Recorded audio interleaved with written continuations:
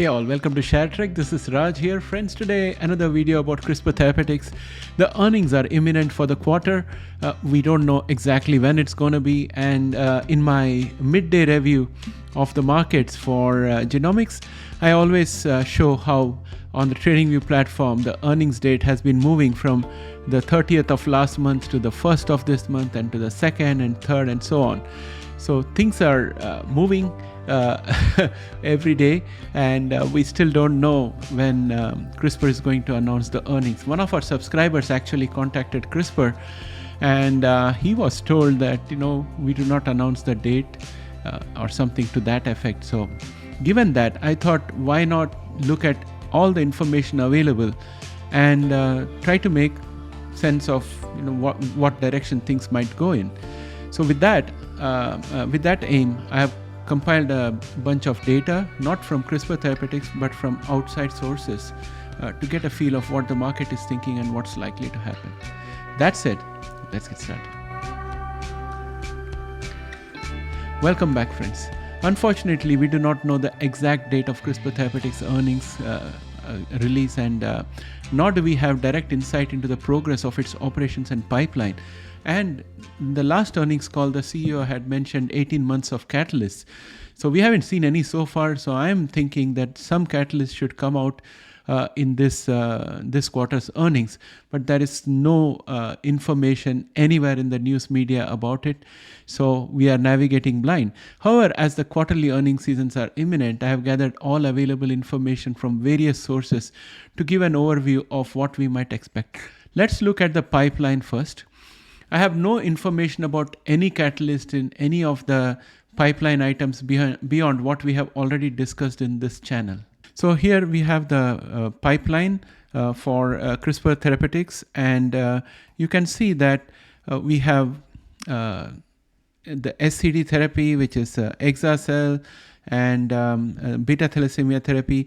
These are all being branded as Casgevy by Vertex, and we already know that we have got 5 patients whose cells have been collected, and that Vertex will monetize it only after infusion has been done. I'm expecting that infusion would have been completed.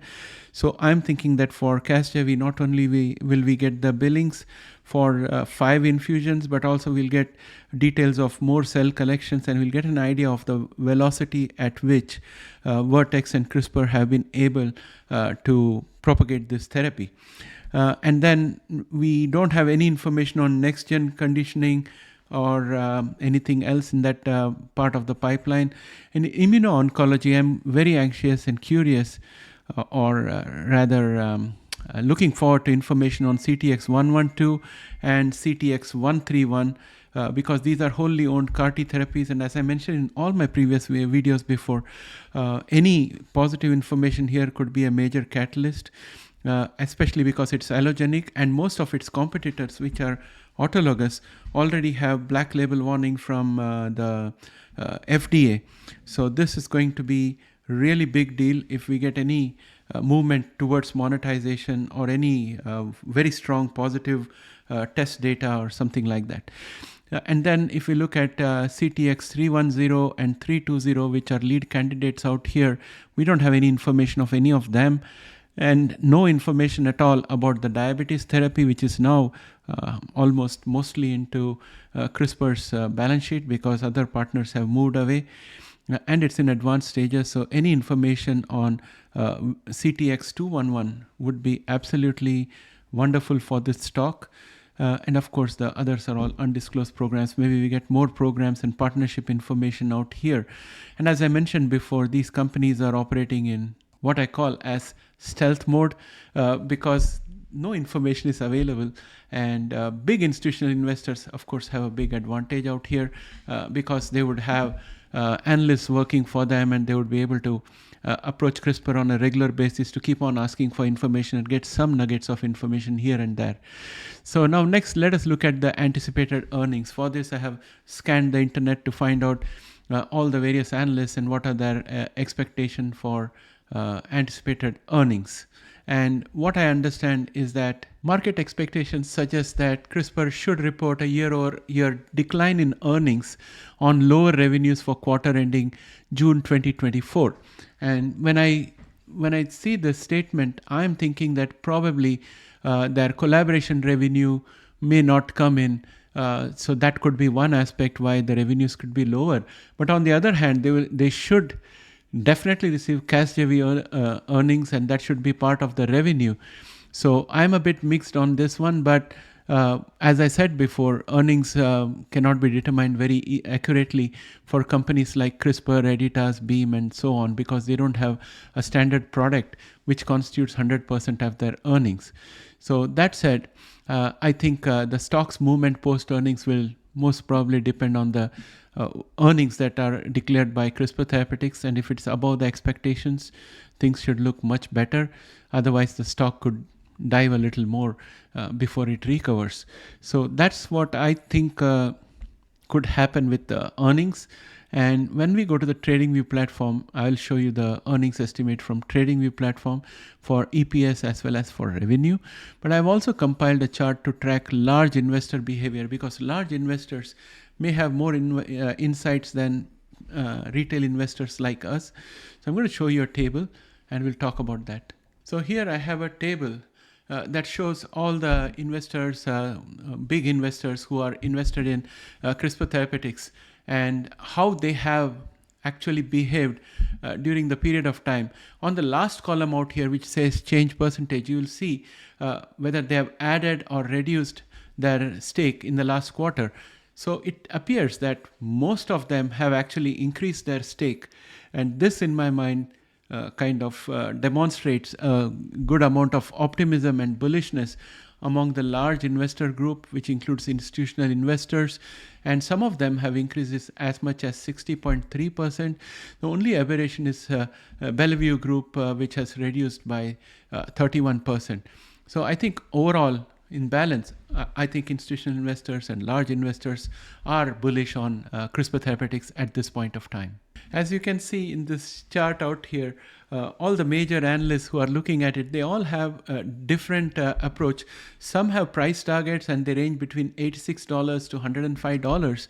But in terms of rating, the distribution is all over the place, which basically means that nobody has a clear idea what's going to happen with Crispr Therapeutics. But at the end of the day, when you look at 8 analysts and their consensus estimate, the price target is somewhere around $75.71.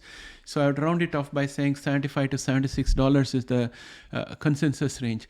Now, let's go to the TradingView platform and have a look at where exactly the stock prices are, look at the technicals, and see if this 75 is possible in the near term or in the medium term. Well, here we are in the TradingView platform looking at Crispr Therapeutics. I'm just going to move this chart a little bit so that first I can look at the earnings. The expectation of EPS is negative 1.427 and the revenue estimate is 12.312 million. And at this point of time, I do not see that the earnings are out. This is the 2nd of August and I'm doing this at 11 o'clock. And we have seen a steep drop of 8.3% in the share price, and it has gone all the way to 50. At this point of time, I'm really happy that I didn't get into my temptation to buy it between 60 and 55, because there's been a $5 drop, which is almost 10% from the bottom of my estimate. So I think some information is out there. Somebody has decided to sell a lot. The momentum is dropped, and also the MACD has become bearish. So I would be anxious to hear what is happening from Crispr Therapeutics. I'm anyway going to try and buy today at around $50 because I think Crispr Therapeutics has got a lot of IP and a lot of value. So I'm going to put my money where my mouth is. So that's what I'm planning to do. And if I look at $75 as the price target, I think it's quite possible because we have been there in that range somewhere around the 22nd of March this year. So that is definitely possible.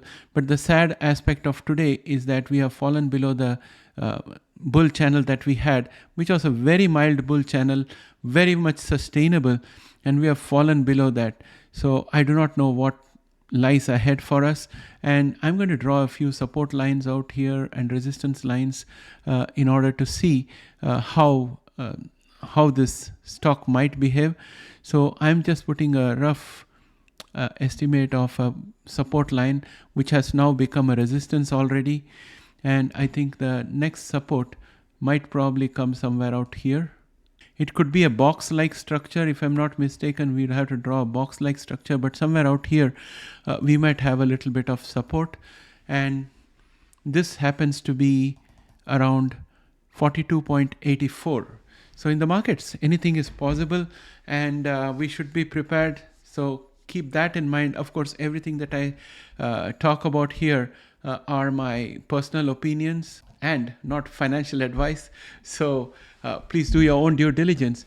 Overall, I think CRISPR should, among all the genomic stocks that we have in our watch list, CRISPR is the strongest one. And if any company can survive the current volatility, that's going to be CRISPR Therapeutics. So I'm going to try and buy either today or tomorrow at a $50 price range, somewhere plus or minus $1 or $2. Because I think at that price it looks attractive to me.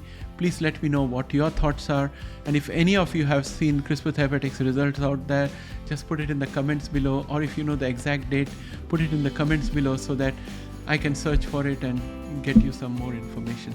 Thanks and have a great day. Bye for now. See you in the next video.